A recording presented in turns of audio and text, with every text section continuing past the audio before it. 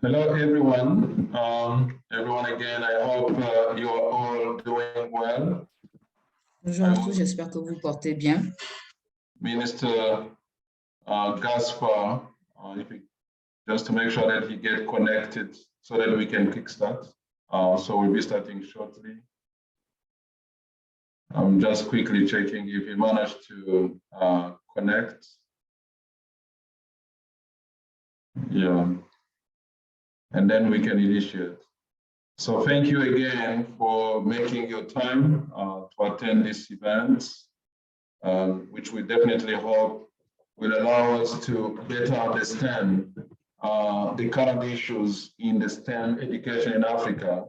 And of course, also get to know about some of those innovative solutions that can actually support our different countries to improve the teaching and learning of math and science and on STEM in general. Thank you.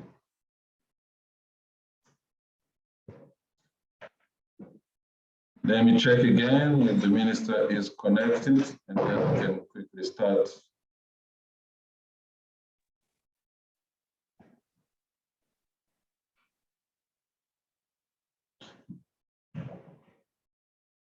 Yes, he's connected. So let's start our meeting then. Again, as I said, thank you everyone for your participation, and I believe it's going to be an active participation because your ideas will definitely be very useful. Honorable Gaspar Tsvangirai, Minister of State for Primary and Secondary Education in Rwanda, Director in charge of STEM education in African countries, school principals and teachers of STEM subjects, forum organizers, and a particular welcome to our colleagues from the University of Colorado that are running the PhET, and their partners around different countries, including Kenya and Nigeria that are here present. Distinguished guests, ladies and gentlemen, it is with great pleasure that I welcome you all to this joint webinar on the status of STEM education in secondary schools in Africa, and the demonstration of the PhET Interactive Resources.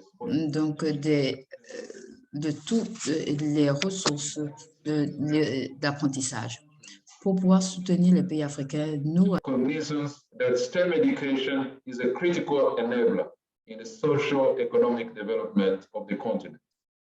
I wish also to thank the Ministers of Education in your respective countries for allowing you to participate, allowing your team to participate in this forum. Honorable Minister, ladies and gentlemen, the Association for the Development of Education in Africa is a critical voice for Africa's education and offers platform for policy dialogue on education, peer learning, networking, and partnership among education stakeholders. Our mission is to serve as an open and flexible Pan-African organization that empowers African countries to transform their education and training systems to drive the continent's accelerated and sustainable development.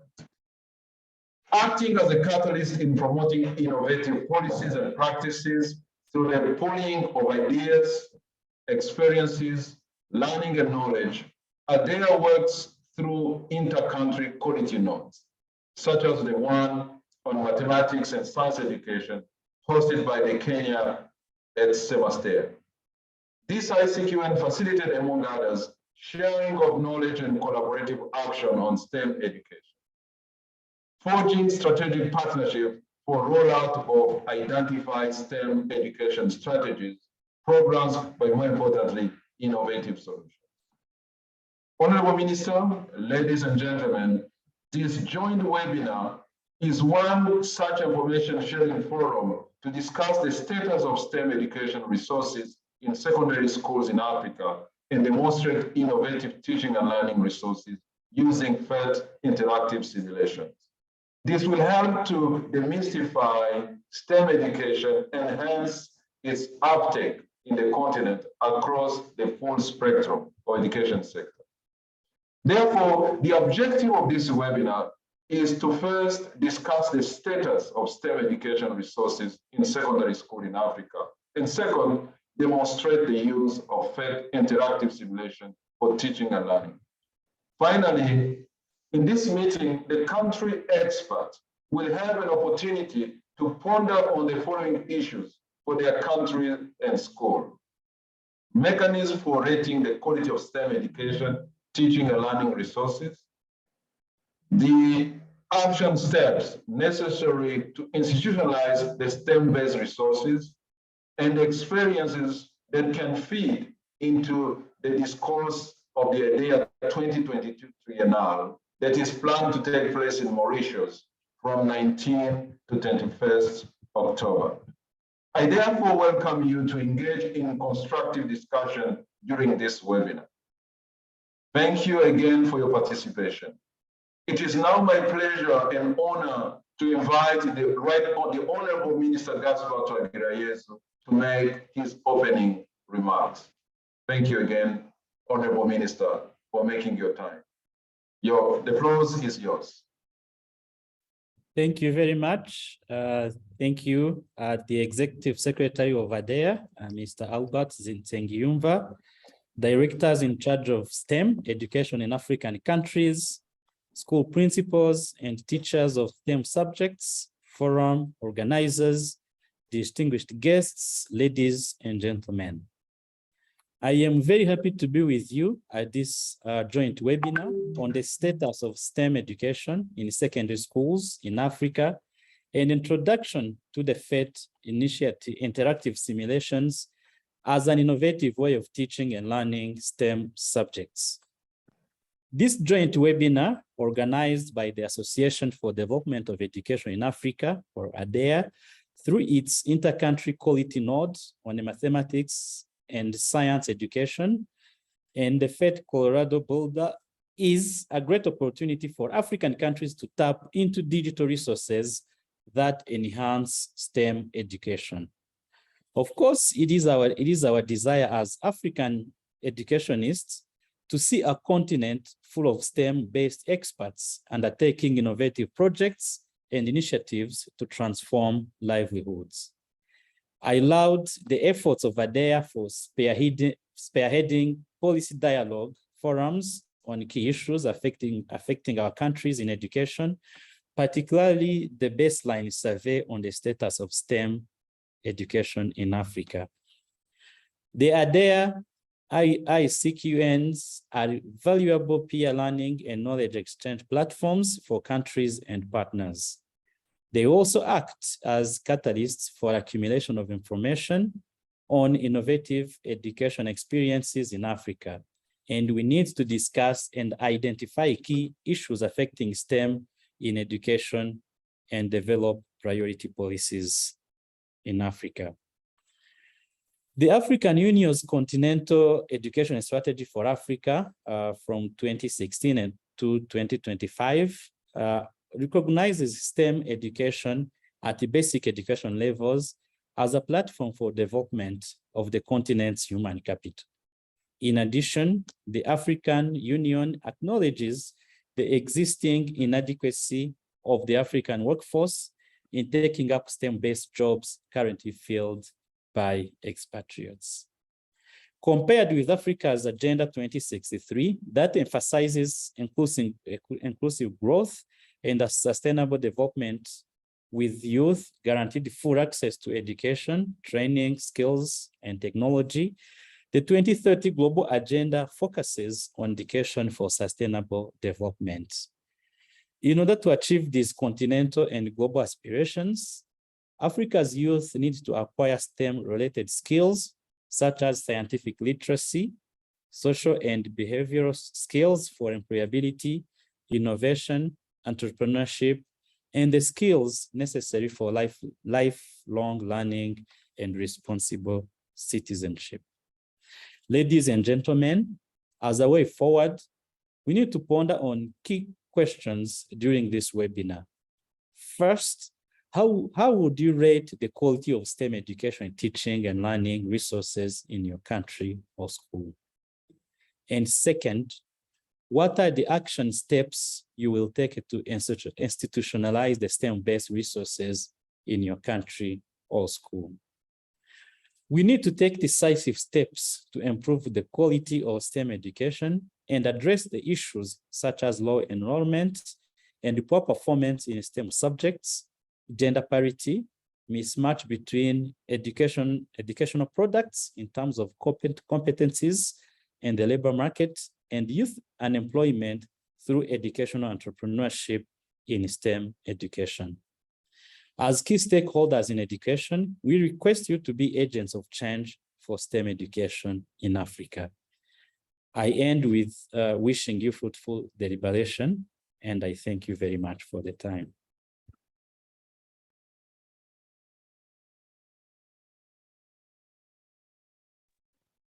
Thank you so much, Honorable Minister of State Gaspar. We really appreciate your time. I know it was really on short notice because of the non-availability of the Minister of Sierra Leone, but we really appreciate your time and look forward to great presentation and deliberation. And I believe Rwanda is among other countries that are looking to reform the STEM education to improve both quality and relevance. Thank you again for your presence. Very much appreciated. Let me now move into presentation. The first presentation will be made by Mary Sichangi. Mary Sichangi is our coordinator of the ICQN on Math and Science, hosted by Semastea in Nairobi, Kenya. Mary, can you take us through your presentation just to share the status of STEM education resources in secondary education in Africa? The floor is yours. Thank you. Thank you, Albert, and thank you, Honorable Minister, for gracing our meeting. I would like to take this opportunity to take you through one of the objectives of the study we conducted in Africa on the status of STEM education in secondary schools in Africa. And I've picked one objective that was focusing on resources. And with your permission, I will not run my video so that I have a stable network. In this discussion, I'll give you a very quick background and then just focus on that finding resources. The most important thing for this meeting is to be sure we understand what is happening in the area of STEM education resources, and we have classified them in a manner that we can be able to appreciate what it is we are discussing. And then we link that gap to a resource that has been designed by the PhET Colorado Boulder team for purposes of ensuring that we don't give only problems. ADEA is not here only to talk about problems. We are here to talk about problems and also champion ideas in terms of solutions. In this report, I want to just highlight the fact that all of us agree STEM education is very important, and from the remarks by His Honorable Minister and even the CEO ADEA, we see STEM playing a very critical role in socioeconomic development of nations, and therefore resources cannot stop us from achieving this big dream. But we find a number of challenges that we think STEM education should be able to address. Things that the impact of climate, increasing water scarcity. There are quite a number of areas that this particular area is supposed to address. And I'm doing this slide to give you the impetus to appreciate why you need to actually mobilize resources to go and support STEM education in your respective countries. When you look at the list that is on that slide, it tells you a lot. Food security is hinged on STEM education. If we are going to address poverty, it is STEM education. If we are going to address low penetration of ICT, it is about the fact that STEM education is going to play a critical role. Mary, yes. Sorry, can you put it in the presentation mode? Oh, yes, no problem. Sorry for that. Thank you. Okay. All right, so from this current slide, allow me not to go back because of time, but I wanted just to focus on this slide for you to appreciate where we are coming from, the role of STEM education. If we can only invest a little resource each year, then we can achieve all these areas in terms of crises like energy and so forth. We also look at the perspectives globally. We see there is greater focus on STEM education and integration. So we do not want to be left behind as a continent. And we are also looking at how STEM jobs are now 3 times well paying than any other job. We are looking at the poor performance in some of these subjects, and we are thinking there is need to address certain issues. And in this particular webinar, we are only addressing ourselves to the issue of resources. I'm looking at the direction that global perspectives are moving. We are now moving towards human resource development as a resource. We are looking at the role of STI in achieving SDGs, which means it is hinged on resources. We are looking at STEM agenda gaining priority. That means you need to prioritize, mobilize, and focus your resources in this area. We are looking at the meaning of STEM education, what it means to all of us. And one of the challenges I thought I should mention is this continent has very, very many varied ways of understanding STEM education, depending on who visited them first. And it's very important for us to understand what is the meaning of STEM. Sometimes we have talked about STEAM, but this refers to the education, curriculum, and careers that integrate knowledge and skills from these disciplines. It also refers to the teaching and learning in the fields of STEM that typically includes educational activities across all grade levels, and it should start from preschool. Sometimes when you talk about STEM, people are thinking about the university. STEM must start from preschool because that's where the foundation is laid. And it's no wonder we have a very small number of undergraduates undertaking a STEM education. In fact, the recent estimate is about 25% of students enrolled in the universities in Africa are undertaking STEM education. That tells you a lot about the foundation. And that is why ADEA in this study has been focusing on basic education. So ADEA conducted a study in 9 countries. Kenya was included. The others were South Africa, Rwanda, Uganda, and Botswana, Ghana, and Namibia. And the challenges facing STEM education were our target interest. It was the main objective. But of importance, we are trying to assess what are the interventions on the ground that are impacting STEM and therefore make recommendations. We used the ecological system theory that gives us a bird's eye impression of how students are influenced by different actors in the education space towards STEM education. And therefore, the scope covered at least a representation of all the regions of Africa, and we were able to focus on the secondary schools.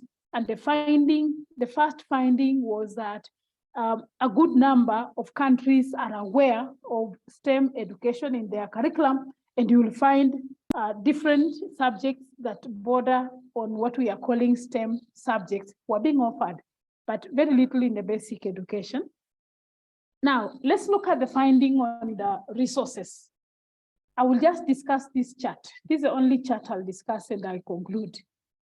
There are challenges in achieving quality STEM education, but of importance to us is the first challenge up there. When you look at this chart, it's a finding that triangulated responses from the school principal, teachers, and education officials, and they have identified inadequate resources and facilities as the largest challenge in achieving quality STEM education. And you can see that finding is almost half the number of challenges when you look at the chart on the graph there.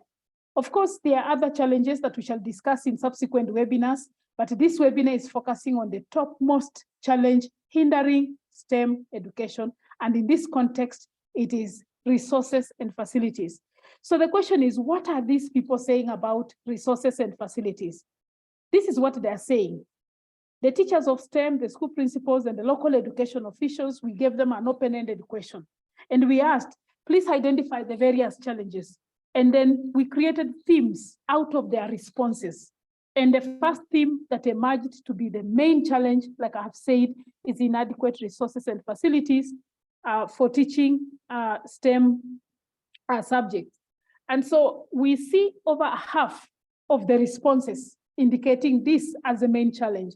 And what are these resources they are referring to? They're referring to laboratories, they're referring to equipment, they're referring to computers, they're talking about chemical reagents, course books, textbooks, and they're also talking about internet connectivity, which means they're not able maybe to make reference to other sources of information that could enhance the teaching of STEM subjects. So the key issue here is that critical resources and facilities and learning that are supposed to support STEM learning were either lacking or they're inadequate. And the high student enrollment has also aggravated the situation, because you may find a high-end teaching aid in physics like a report tank that is quite small, and maybe the number of class of students is maybe 80, and they are all supposed to learn using this simple report tank in a laboratory, and maybe the report tank is one. All right. The other issues that have also emerged around resources is the teachers. They're saying teachers as human resources either are poor in their pedagogical practice, or the number is inadequate, or poor conditions of service, accounting for almost a third of the challenges that we raised during this study. And you know, ladies and gentlemen, inadequate number of teachers as a resource leads to heavy workloads. What do heavy workloads do? They lead to inefficiencies. So it was indicated also that offering STEM subjects in a school is expensive due to the cost of purchasing the resources and facilities that are required. And so without adequate funding, it becomes a challenge. These are some of the issues that emerged around resources. Additionally, the inadequate funding meant for schools that are not able to support teachers, that are not able to support teachers to attend trainings that support their pedagogical practice. And of course, this also goes for students who want to desire coming up with innovations and participating in science fairs and so forth. The other issue here is the inability to fund construction of laboratories, provision of STEM equipment, like I've said, and implementation of development plans on STEM. So you can find an institution with very good STEM-based development plans or a strategic plan that are not able to find implementation. And lastly, around there is attracting well-motivated STEM specialists, either at the school level or at the ministry, to coordinate STEM education.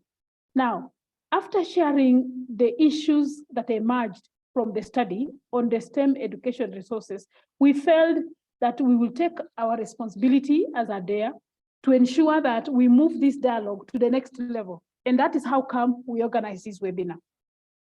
For one reason, not to kind of come together to tell you about how stressful or how difficult the situation is around STEM resources, but it is a platform for us to think together. There could be countries here who are doing something about teaching and learning resources for STEM. This meeting is to bring together all these good ideas. There could either be challenges or there could be good ideas of interventions that you are already implementing that could enable us learn from each other, peer learning, and be able to improve. So the role of this session is not only to give you that impression, but also to motivate you to think about what is happening in your own country or in your school, and what has someone done. Is there some intervention you have put in place that is improving the status? Like I've seen in Kenya, quite a lot has been done to address almost all these challenges. There is a lot of investment from government and also development partners trying to come up with ideas on how to build the capacity of the teacher, because usually when you hear resources, it is the inability of the teacher to design innovative resources to teach STEM, because STEM ideally is a life-based set of subjects that really requires you to look into the real life situations to address issues that emerge in a classroom. And so having said that, I want to leave it open for us to discuss and be very, very objective, so that we are able to appreciate what is it that we can do as a continent. We do not want to be left behind. And so I would, at this point now, link you to a partner we have identified to give us another way of addressing this issue of teaching, learning resources. Thank you very much. Thank you, Mary, for your presentation, for kicking off really the issues that need to be discussed during this webinar. So without taking too much of your time, let me call upon Mr. Zach Mbasu, Africa PhET Ambassador, to introduce the PhET Interactive Simulation. Zach, the floor is yours.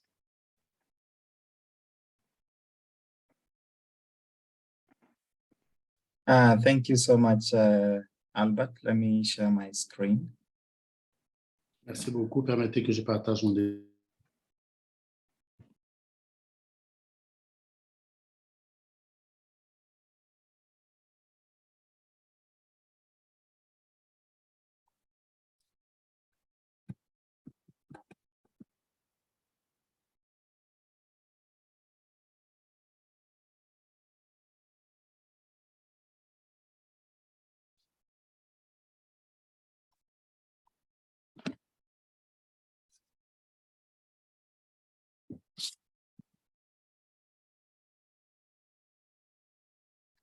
Okay, thank you so much, Albert, and the Minister for Education, Rwanda, Executive Secretary for ADEA, ministers, directors of education, educators, teachers, and everyone who has joined this meeting. Good afternoon. My name is Zach Mbasu. I am the African PhET Ambassador, and I'm really excited that we are having this conversation about the status of STEM education on this continent. My role, I champion the use of PhET simulations to improve math and science education across Africa. My earlier speaker, Mary, has highlighted a number of barriers to science education on our continent. Topping the list was inadequate teaching and learning resources. And second was poor teacher pedagogical practices. Now, as PhET Interactive Simulations, we are coming in as part of the solution. We want to put science inquiry into the students' hands, give teachers resources to enable them to teach better, and even help them in places where there might not be laboratory equipment, as it has been mentioned. So the objective that I have for this session is one, to help. Cette session est en premier lieu de vous aider tous à identifier, interagir avec ces notions de PhET et aider à trouver de l'aide et sources. Now, some of you might have heard about PhET Interactive Simulations, and maybe to some of you, PhET simulations is a new thing. And you could be wondering, what is this PhET Interactive Simulations? So PhET was founded in 2002 by Carl Wieman, who was a Nobel Prize winner in 2002. And when he won that Nobel Prize, he used the resources that he got from that prize to develop resources that could help in teaching physics. And over time, we have expanded that to developing resources for the other STEM subjects.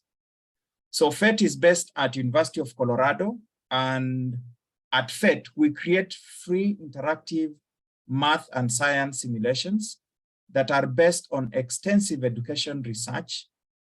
And these simulations engage learners through a game-like environment where students learn through exploration. They make experiments, they do scientific experimentation. They change variables as they play around with the simulations and make discoveries. For example, students can play with a pendulum lab that is virtual, and they discover how a period of a simple pendulum depends on the length of the string and the mass of the object, and also the force of gravity. They can change the gravity of the Earth. They can change that gravity from the gravity of the Earth to the gravity of the Moon, and also other planets as well. Also, these PhET simulations enable students to see microscientific objects that are not possible to see in a normal lab environment. For example, they can be able to see field lines, or lines of forces, or they can see how atoms are interacting with other atoms to form molecules. Now, why do we do this? One, the goal is to make students learn through exploration and discovery. Number 2 is to support students' engagement to understand those abstract concepts that can be very difficult to explain or highlight when you are having a lesson. And number 3 is to enable teachers to make learning more like doing, make it interesting for students to experiment and make as many mistakes as much as possible. Now, we have over 190 free simulations that we have developed. I'm just going to switch over to the PhET website so that you can be able to see what is available on the PhET website, how to locate them, and what you can use for the different teaching and learning goals that we have in the different STEM subjects.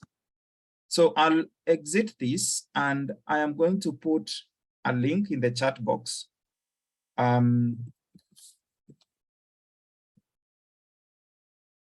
So I've put a link in the chat box that takes you to the PhET website. And I'm not sure whether you can see, let me just stop sharing this and then reshare the website. Okay, great. Now I'm sure you can see the PhET website is what I'm sharing on the screen right now. And we have simulations in physics. We have simulations in chemistry. We have simulations in math, earth science, and biology. Globally, we have over 1.1 billion simulations runs, being run, either students using them or teachers using them. Now, when we look at the data, we find that within Africa, there's very limited use of these PhET simulations. And what this means is that our students, our learners, and our teachers are missing out on learning opportunities that can be provided by these PhET simulations. So we have 159 interactive simulations in HTML. These simulations are in different languages, for example, in Swahili, in East Africa, in Hausa, in Nigeria. We also have them in Xhosa in South Africa, and many other languages, so that we can enable access so that students can be able to access them in English, in French, and also in their local languages. We do have what we call teacher activities that have been developed by teachers. So when teachers use these PhET simulations, they develop lesson plans and they upload them on the PhET website so that other teachers can adapt those lessons and be able to reuse them. Now, just one last thing that I would like to show is the offline capability of these PhET interactive simulations.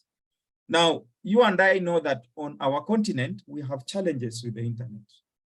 Not many students can be able to access internet, and not many schools have access to the internet. So what we've done, we have developed what we call an offline version of the PhET simulations.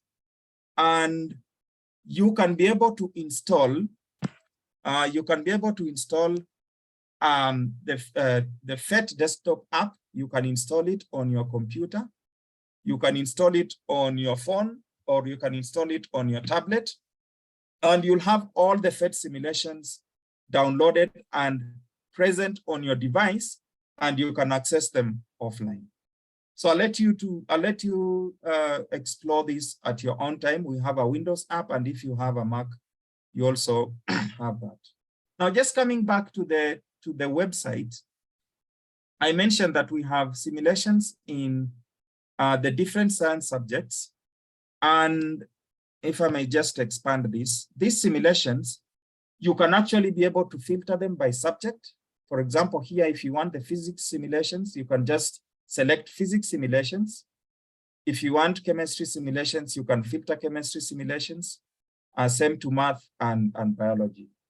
We also have these PhET simulations at different grade levels. We have simulations at elementary school level. We have some simulations at primary school level, high school, and university level as well. We have simulations with different technologies, HTML5, which means that you can use your phone to access these simulations easily because of this technology. We do have older technologies, although we are working very hard to convert all our simulations into the HTML5.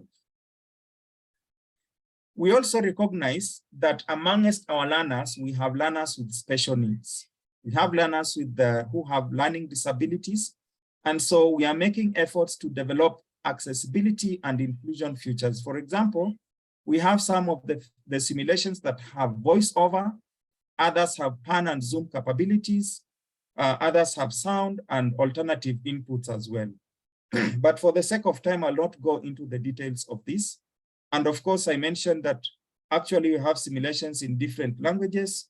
So you can be able to switch to a language that is close to your region and then be able to access the simulations.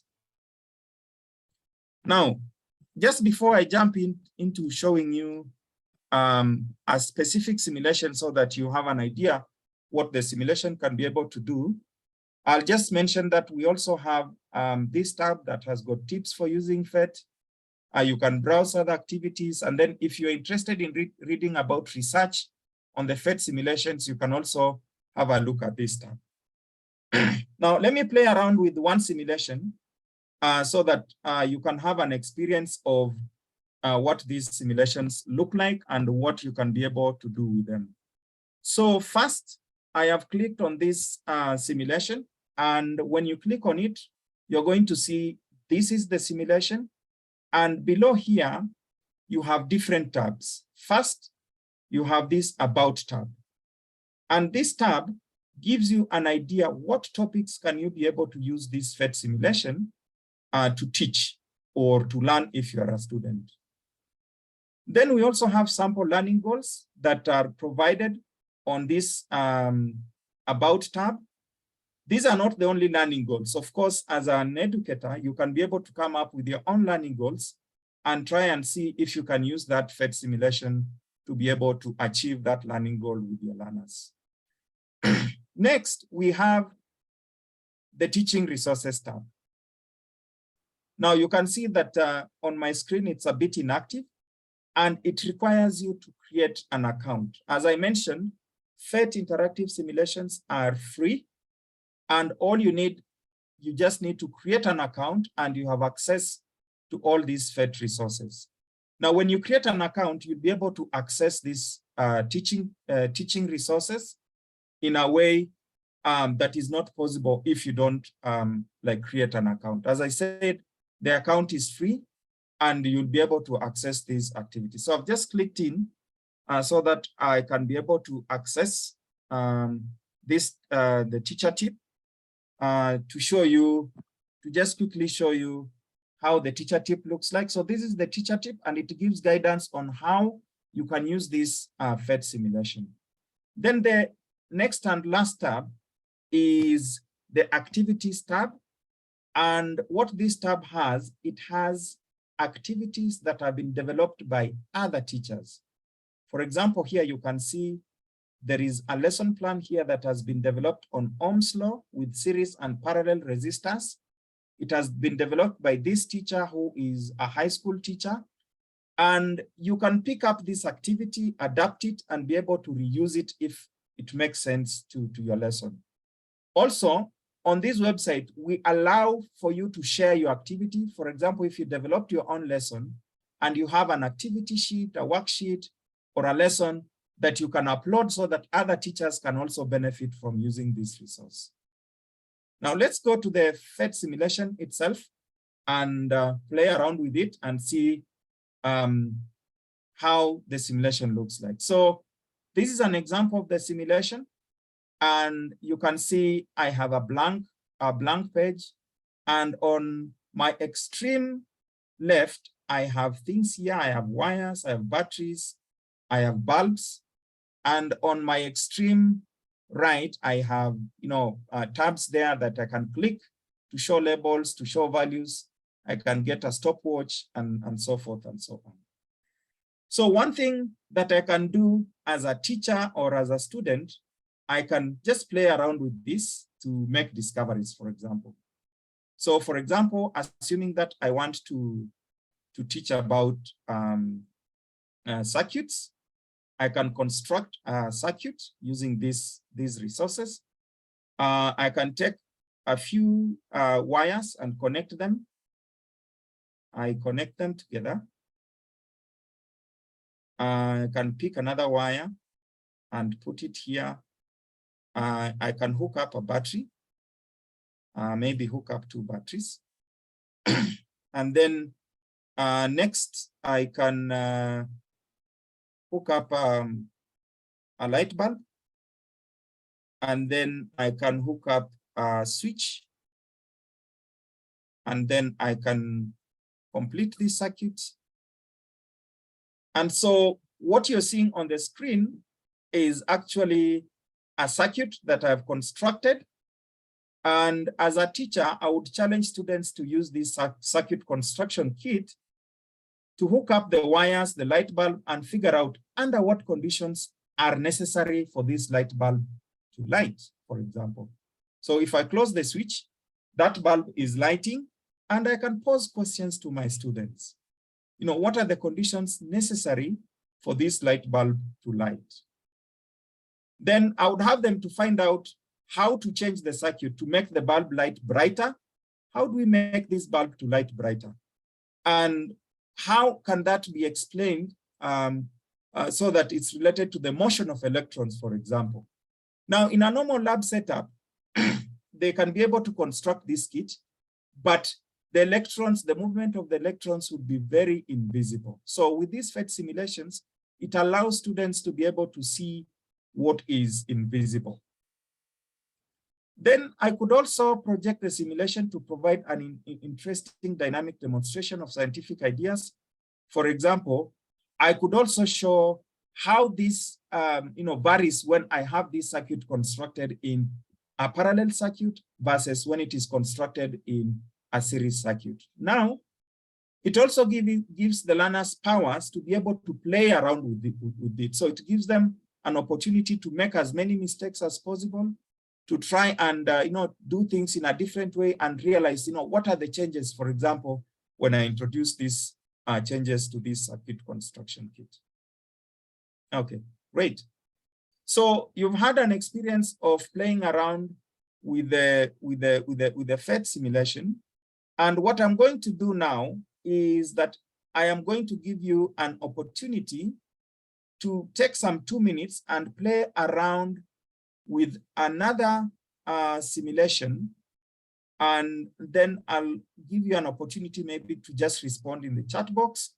One thing that you discover about the simulation and one thing that you wonder about the simulation.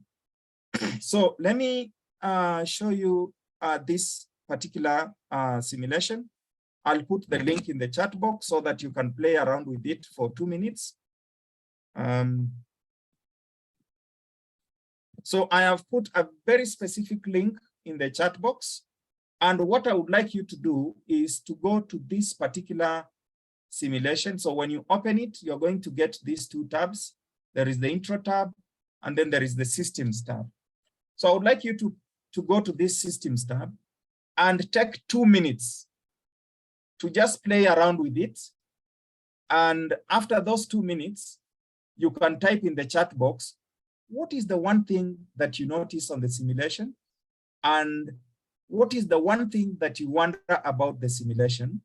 And lastly, you can share a discovery that you have made about the simulation. So I'm going to keep quiet and give you an opportunity to play around with for 2 minutes. And your 2 minutes begin now.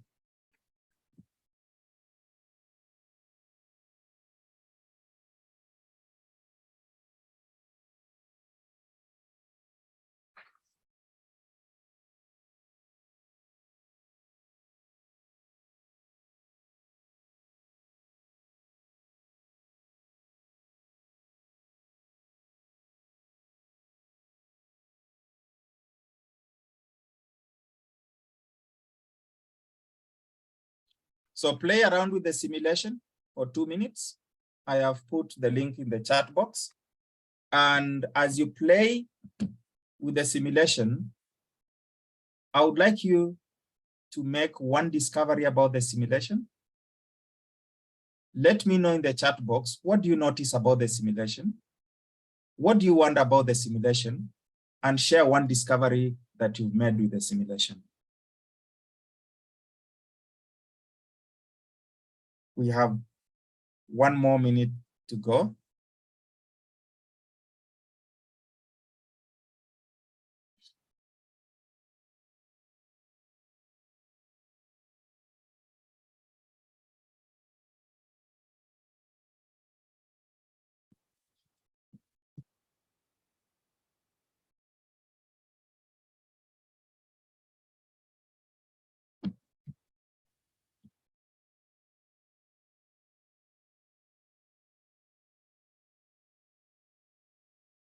"30 seconds. What do you notice? And what do you wonder? And share a discovery you have made by playing with the simulation."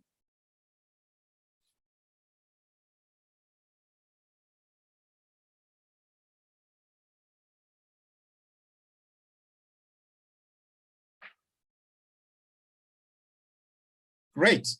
Okay. Fantastic. Now you've had an experience playing with the simulation. Of course, you can continue playing with it, after this webinar. But if I could get maybe just one person sharing in the chat box, either one thing that you wonder and one thing that you notice about the simulation. So I can see in the chat box, someone wondering, let me see here. The best option might be for people to raise their hand. And if they raise their hand, I'm happy to open up the microphone for those people. Let's see, we have a few hands raised. I don't know if they were from previous or not. I'm going to go with the one that I most recently saw.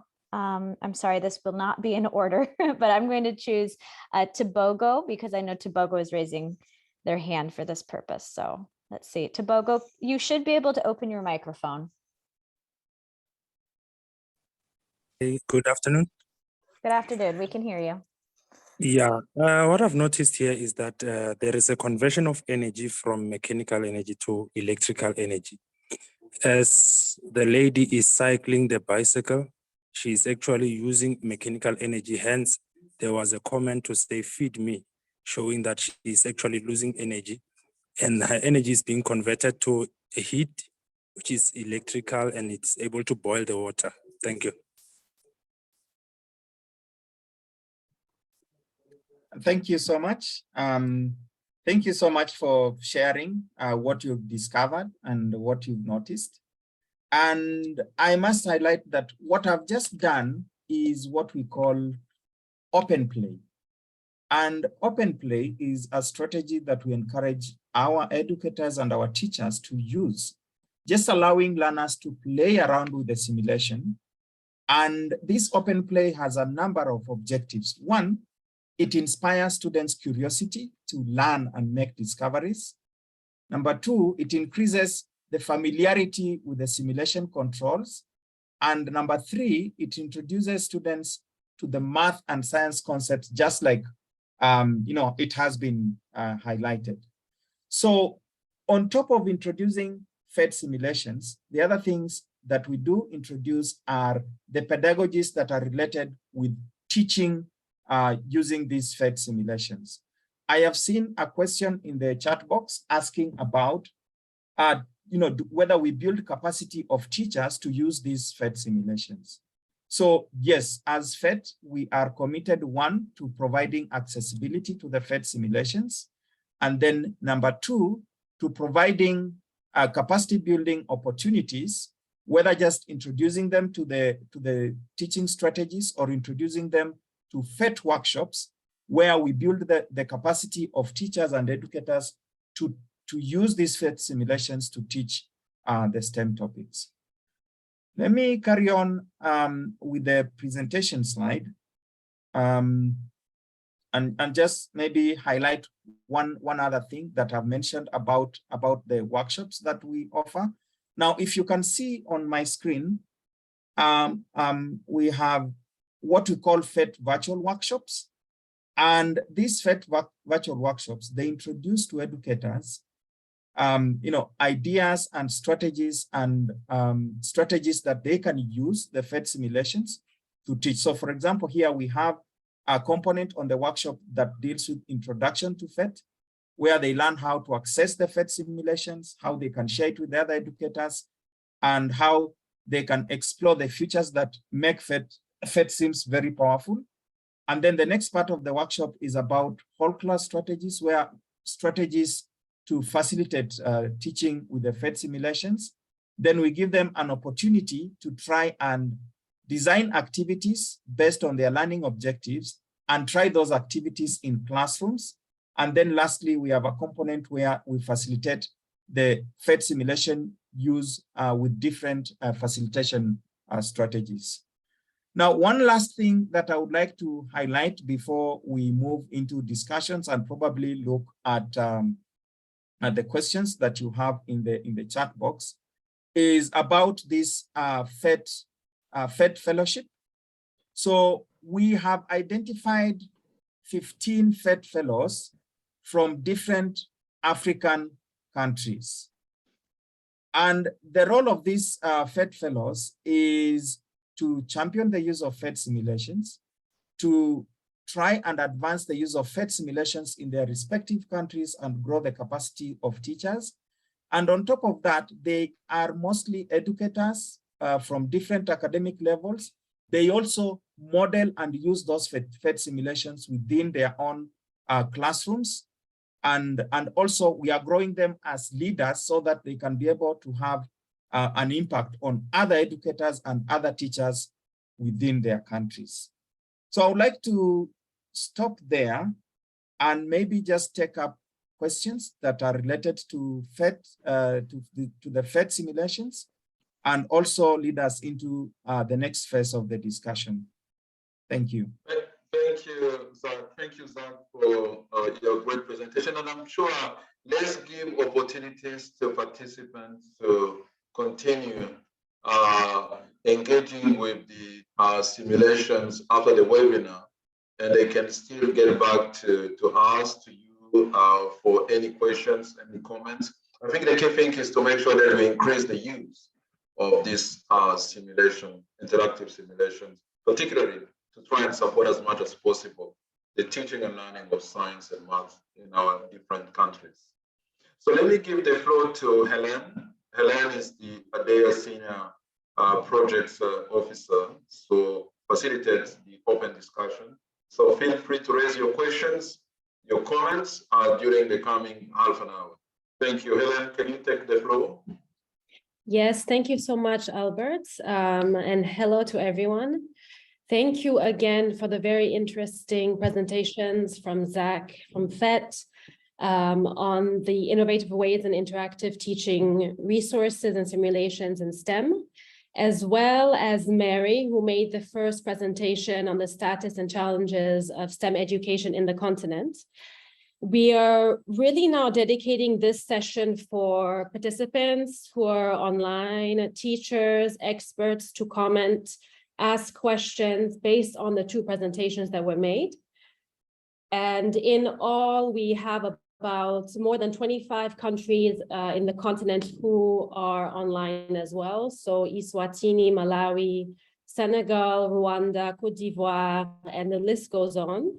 So we really want to hear from you what you think and your comments on these two presentations. But let me first start just to set the tone on just one question on Mary's presentation regarding the status of STEM. So based on your views, based on the findings that were presented and the presentation that were made, how would you rate the quality of STEM education, teaching and learning resources in your country or in your school? And another question regarding the PhET would be, in the view of the digital resources that were presented, what are now the action steps that you will be taking forward to institutionalize the STEM-based resources in your country and in your school for effective teaching and learning? So these are the main questions that we would like to discuss on. Of course, I've seen some questions on the Q&A that we are trying to answer just with time. So if you can just raise your hand, I see some hands already. And open your mic so that if you have any specific questions, please come on board and then we can answer them the best way possible.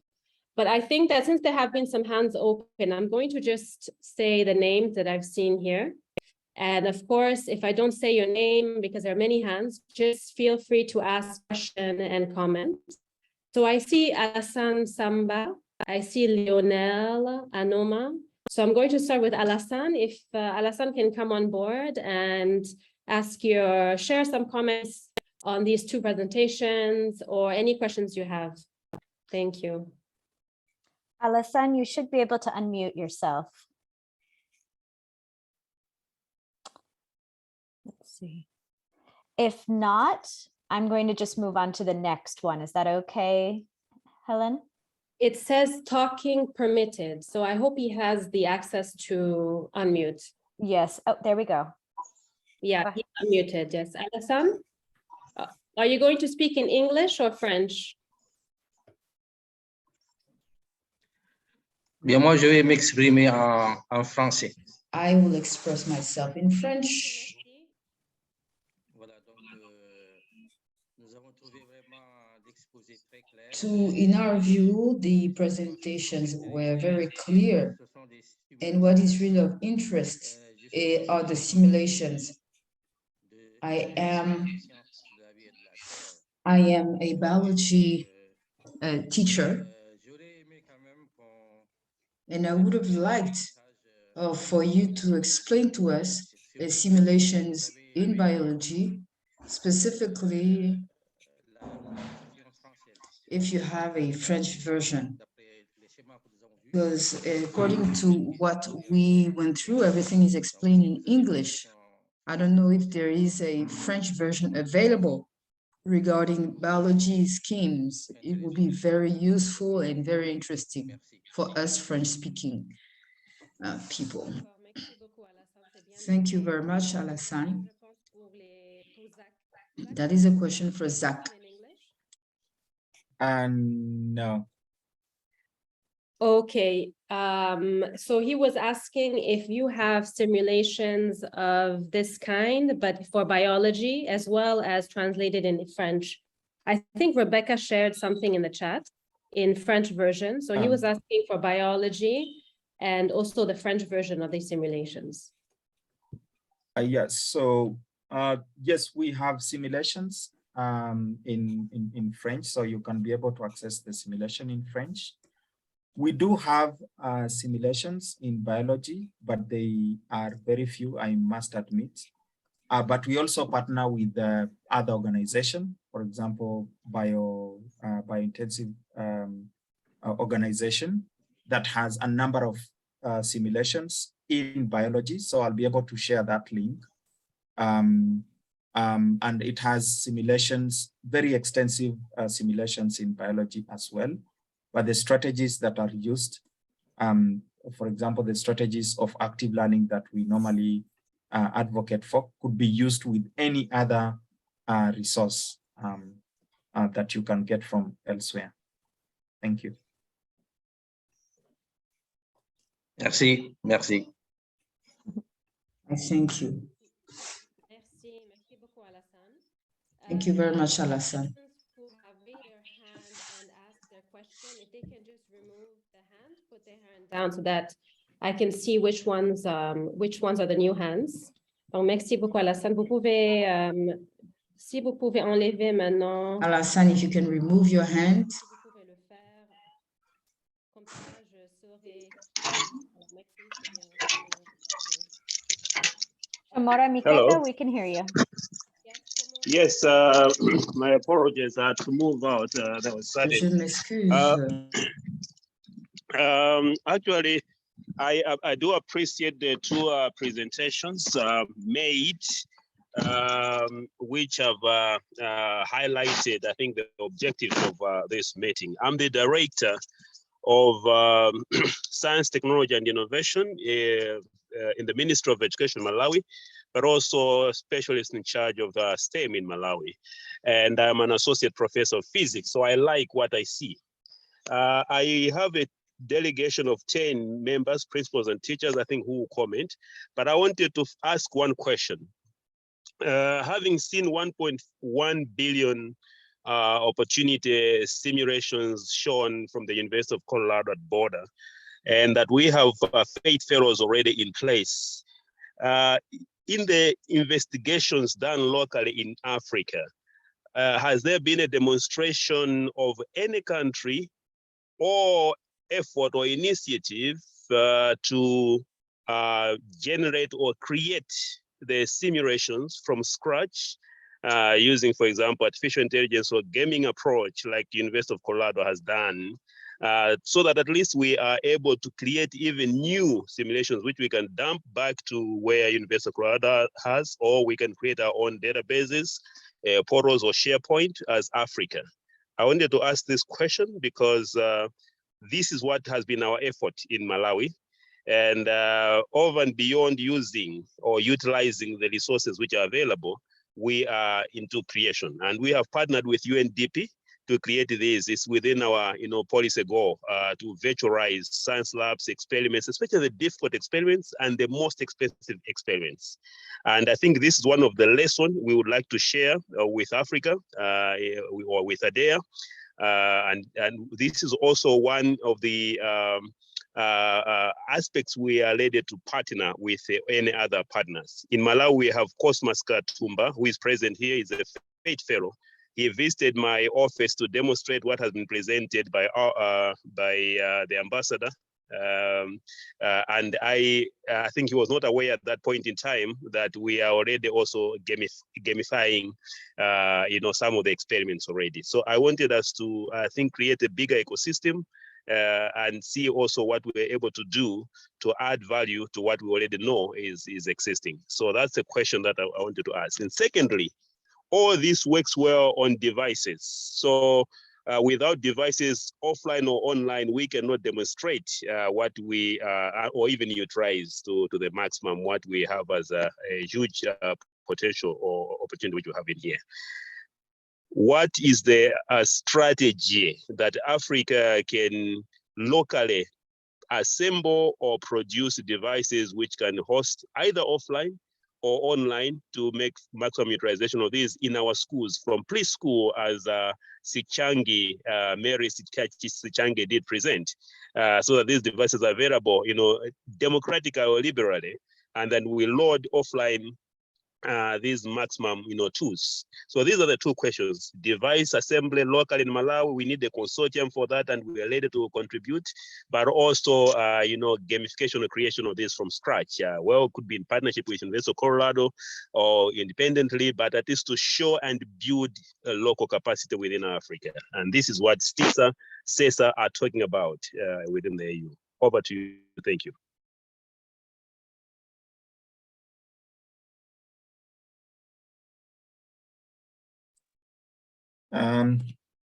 Thank you very much.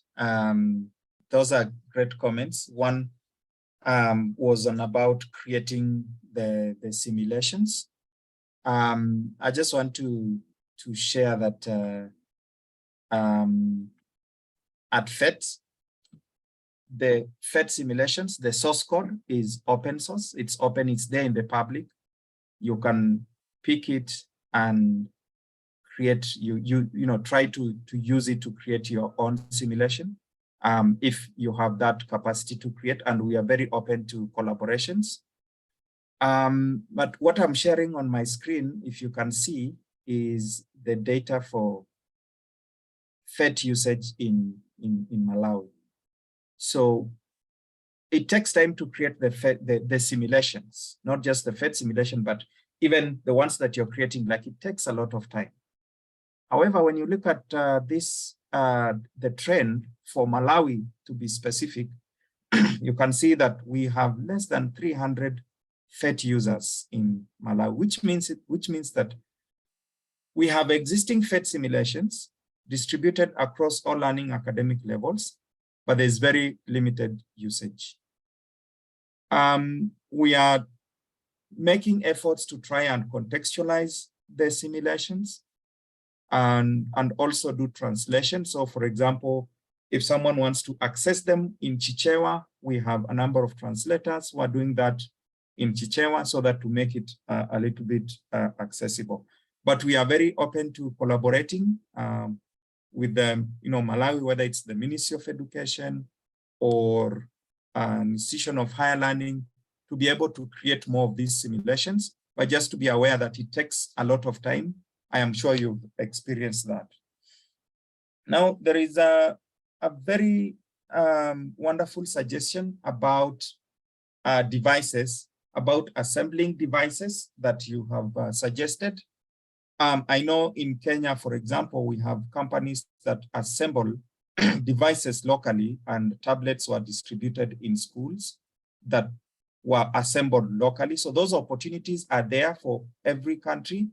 Maybe it's just a matter of us trying to figure out, like, who is doing what in which country and how do we leverage upon that. But before we start doing that, what is it that we can do without devices? So I assume that maybe we have some teachers who have just their smartphones, for example, or they have tablets. So PhET allows those teachers to just even do printouts, physical printout of, that they'll not get all the benefits, but they can do a physical printout of the simulation and then go to a class, and then they can lead a discussion with students. What do you notice about this simulation? What happens if I change this variable? And then we make our classes interactive. We make the learners to be engaging during those classrooms and be able to use those PhET simulation. That would be my comment, but maybe I would allow maybe Mary and Albert, or the other panelists, to try and jump in and comment on those wonderful comments. Thank you so much. Thank you, Isaac. The question is very interesting. Actually, it calls for further reflection on how to localize this particular technology. I think our friends from Malawi made a very important point. I think what I'm looking at, how can we establish a community of practice so that countries can be able to exchange some of those practices, including being able to design and their own materials using PhET. And PhET, as you correctly suggested, it's an open source. I think there's going to be a need for supporting capacity support to countries to be able to develop their own materials and therefore share across the various countries. So I think that's really the point that I picked from the intervention. Thank you. I thought I would also come in there. I think the questions we are asking is about the human resource capacity to deliver some of these resources. And when you look at what PhET Colorado has decided to do, is to come up with ambassadors. That means within your own country, you can identify champions. And these champions could be teachers who are there, but they're not aware what they are capable of doing, simply because they have not been exposed. This forum is going to play one role to give you an exposure of what you can expose your countrymen to do around these areas. And secondly, PhET has programs for building of capacity. I would suggest that we take a holistic approach of building capacity so that you actually work from early learning to tertiary levels of identification of champions and building capacity at all levels, because that way you will have a holistic approach of how to develop STEM, right from basic to the tertiary levels. We are also encouraging homegrown solutions. There could be issues you can address through some of these simulations in a very local way. Sometimes it's not always that you must have these gadgets, but it's the idea. If you can pick the idea and utilize it even in the normal way of improvisation, sometimes you can develop better prototypes even by using locally available materials before you escalate it to this level, where now you can manipulate with devices. I know Kenya has distributed laptops across the country, but one of the things that we are now trying to do is to build human resource capacity to effectively use the gadgets. And that is why normally the first thing is not to give people gadgets which they're not interested in. And maybe they're not even having the motivation to learn.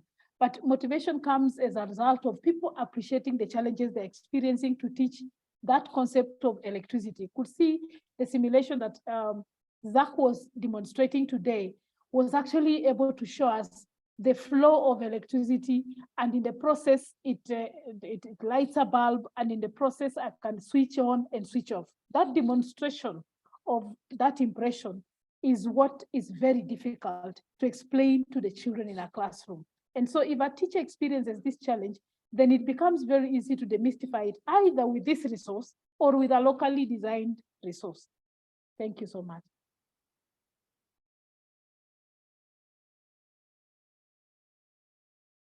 I think, Helen, you better moderate this part. We have only 10 minutes. So if we can go to the next one, Anoma. I see Anoma has been there for a long time. Anoma, can you come in, please? Let's see, one moment here. Which one am I calling? Which one shall I give access to? It's LG Anoma. Anoma, I see, thank you. LG. Yes. You should be able to Okay, unmute thank now. you. Mhm. Hello, yes, Hello. thank you very much. And my salutation to Mr. Albert. I am et tous les autres, Monsieur le ministre, les présentateurs. I also hail that all presenters. My name is Duse Anoma. I am a teacher in physical sciences.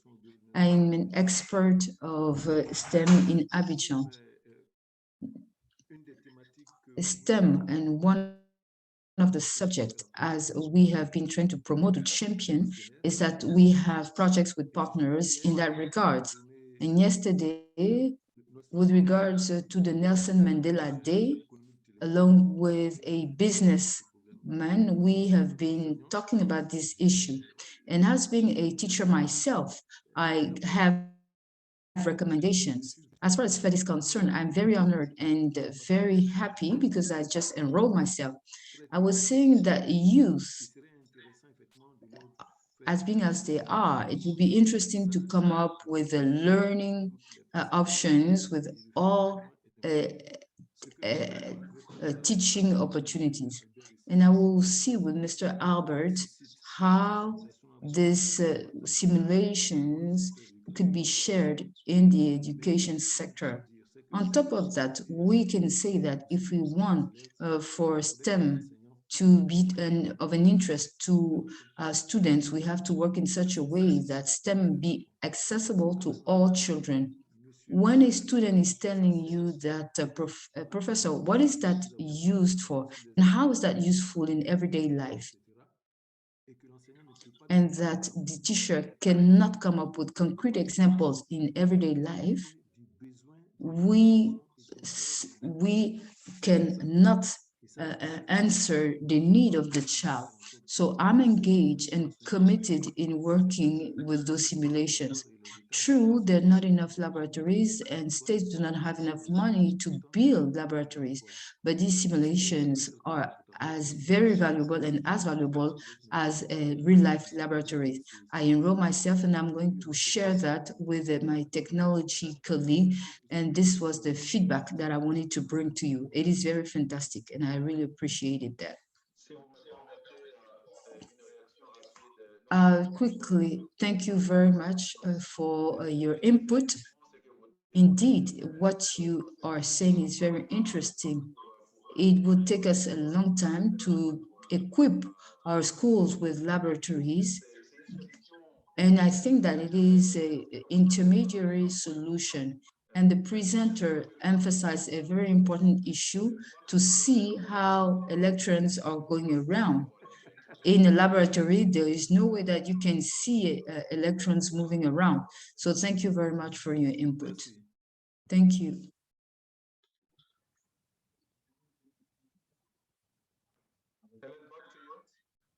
À vous, Hélène. Hello, Hélène. Oui, allô Albert, désolé, la connexion est un peu mauvaise ici. I'm sorry, the connection is rather weak here. Future Kaperema, and then we will follow by Norman Rudumbu. If we can put in future, please. Yes, Future, you should be able to unmute yourself.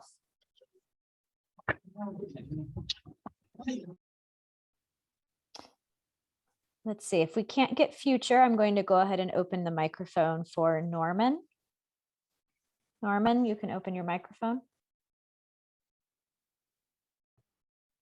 Good afternoon. Hello, we can hear you. Yes, thank you very much. I just wanted to say that I'm very excited about this innovation to teaching STEM subjects. In fact, I come from a science education faculty, and really this is an eye-opener, and we sincerely hope that we will be able to see more of such webinars and be updated on especially emerging technologies which we can use to enhance our teaching of STEM education. I just wanted to really show my appreciation of this presentation. Thank you. Thank you very much, Norman. It's well noted and well taken, and we're happy to have you join us. Thank you. So we will go to the next one. Can King Capito come in? King Capito, if we can open the mic for him or her. Yep. King, you should be able to open your microphone. Hi, can you hear me? Yes, we can. Yes. Okay, thank you. Thank you very much for giving me this opportunity. It was an interesting presentation, and by way of introduction, I am King Capito from Malawi. I'm a doctoral student in education technology at the King University, and I'm interested in interactive digital pedagogies. So I was following the presentation about the simulations, especially when it comes to teaching physics, we are using these technologies. But I was interested in the pedagogical strategies that can be used for such endeavor like this. Of course, I have been able to access the link to the website where these simulations are. It may take time for me actually to explore probably various ways through which this can be deployed. But I was interested to find out because currently there are issues to do with digital-based pedagogies because it seems that most of the time when such technologies are used to bridge learning gaps or to bridge learning issues as regards to what has been presented, it is most of the time found that the classroom practices that have been ongoing for many years or laboratory practices with regards to science education are just actually being transported to these emerging technologies. So I don't know if the team that came up with this initiative have worked around this issue so as to come up with evidence-based pedagogies that may work when issues to do with teaching using digital technologies like this are concerned. So basically, that's my question. I just wanted to find out actually the pedagogical issues that they took into account when they came up with this beautiful initiative. Thank you very much. Thank you so much, King. That's a wonderful, wonderful question. So as I mentioned before, that PhET is committed to advancing, teaching and learning of STEM education, and across all levels and across all contexts. In Africa, like in Kenya, where I come from, you'll find that if you're lucky, you have 80 students in front of you, and you have a laptop and you have a projector, and that's all you have. You don't have the luxury of each student having a device or a computer or a tablet. And so what we have at PhET, we advocate for different pedagogical strategies. And one of them is whole class inquiry, where as a teacher, you can project the PhET scene, and then you can lead a very interesting classroom discussion where you are the only one controlling the simulation, and then leading discussions, and you get learners to be able to respond to questions And you ask, what will happen if you change this variable? And then students will share their reasoning behind it, and you have discussions, they have counter discussions, and then they learn in the process. They're like very active and participating. What will happen if you add another proton to a neutron of the atom of a helium? And then they make predictions, and then they see the changes in the properties that happen. Another strategy that we do have is interactive lecture demonstration.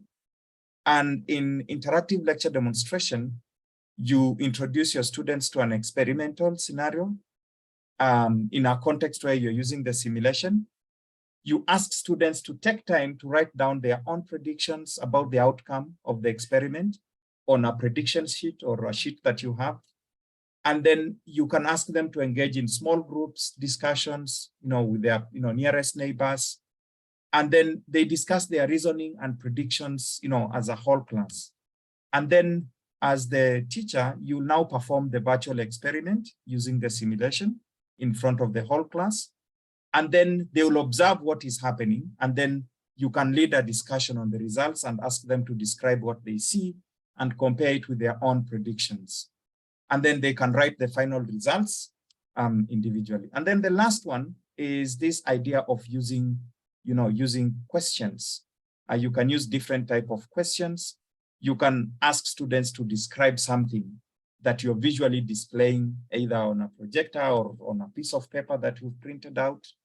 The circuit that I just showed, you can have maybe, like 4 options, which bulb would light brighter and why? And then they predict, is it bulb A, bulb B, bulb C, or neither of the above? And then once they do the predictions, you can give them a chance to be able to change those predictions, have a discussions around it, and then you perform the experiment, and then they can see, the right. Those are just 3 strategies I have mentioned, but there are more strategies that you can be able to use with these PhET simulations. One other thing that I mentioned in the beginning is that before a sim is put out into the public, there's a lot of extensive education research that is done with that PhET simulation. We do a lot of tests, we do a lot of experiments so that the developing of the simulation is informed by education research so that the simulation comes out as intuitive, not like necessarily needing a lot of input from the teacher, for example, for the student to be able to play with, what is the effect of the variables that students change and so forth and so on. And we are more than happy to share with you some of that research. And also, if you're interested in conducting research that is related to this, we are very open. We can share with you a link to that research page, and you can also be able to contribute to that research. Thank you very much. Okay, thank you so much, Zach, for sharing. Thank you. Thank you very much for the response. Thank you. Thank you very much, King, for your question. As time is moving very fast, can we take 2 more and then we will go to the closing? So can we open the mic for Laku, Mohammed Shakil, and then also Simon Mark? I saw Simon in the beginning, so if we can just take these ones. Laku, can you open your microphone now? Hello. Yes, hello. we hear you. Hello. Good morning. Good afternoon to everybody. Let me express my appreciation to the great work you're doing, the whole team at Colorado. It's just that poor countries, they can't say that science is not accessible now. With those simulations, we can develop further. All the teachers must have the access to this information. So certainly, I'm going to share whatever I've been having in this webinar to all the science teachers here in Mauritius. And on behalf of all my colleagues, I tell the team a very big thank you. Thank you very much. Great. Thank you, Laku. Thank you so much. And Simon Mark, is that correct, Ellen? Yes, please, Simon. All right, Simon, you should be able to open your microphone. Oui, bonjour. Oui. Merci, je suis... Good morning, thank you. I'm Simon Bouy.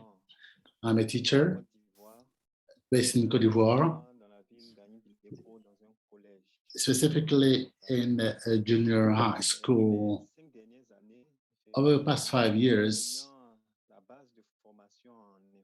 having a background as IT specialist, I started a STEAM club, and with students and their interest for scientific disciplines motivated me to carry on. Unfortunately, one of the challenges lies with equipment and materials. Today's presentation we've just followed does show us that with the small devices we have, we can already provide opportunity to the kids to see some simulations and to see the applications of mathematics to real life. And this is something great. We really appreciate.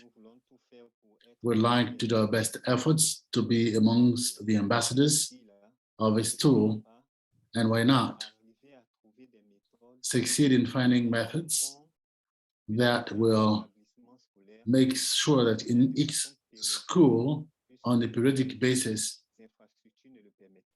for lack of facilities, we may be able to create some environment to enable pupils, learners, to move from the basic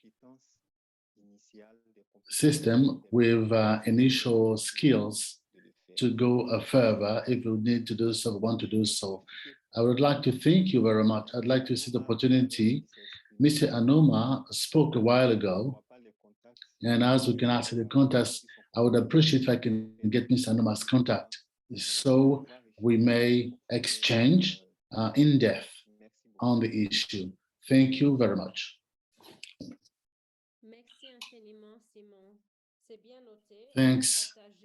Simon will share the contacts and the list of participants to everyone on the call. So thank you very much for your question. Thank you, Simon. And it's over to you, Albert. Thank you, Elaine. It was really an interesting discussion. Unfortunately, time is really one of the factors that we need to take into consideration. Let me actually make the closing in French and make sure the interpreters can do a bit of work as well. J'aimerais passer au français. I'd like to switch to French and deliver my closing speech for this webinar in French. I will not take much time, but I'd basically like to acknowledge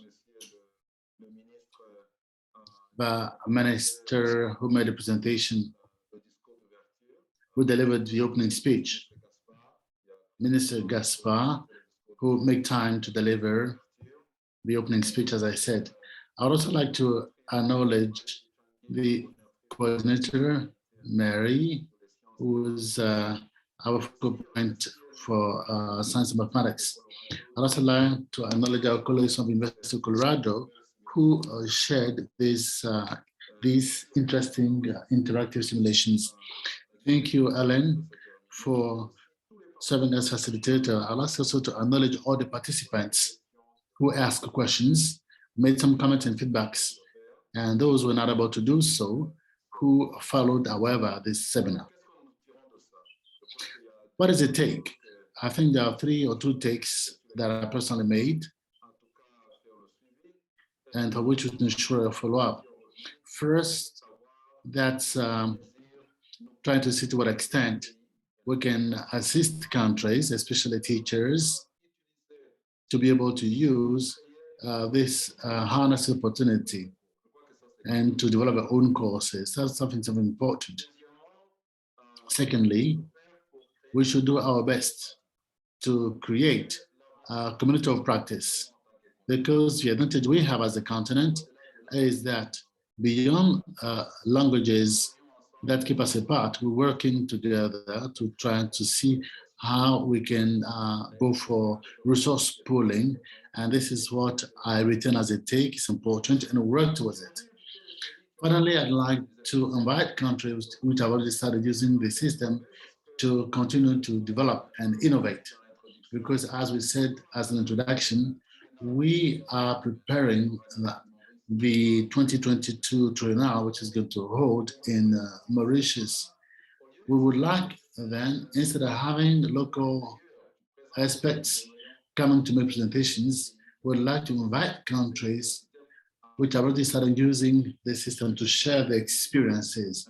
So I invite you all to get prepared to come and share your experience and tell us how students and learners are reacting. Well, this is my take from this webinar. Once again, thank you. I do hope we're going to have another opportunity to share and to pool resources in using technologies in order to improve learning and teaching in our schools. Thank you very much once again. I'll see you soon. Goodbye. Goodbye to everyone, and thanks again. Thank you. Thank you. Thank you, everyone. Bye. Merci.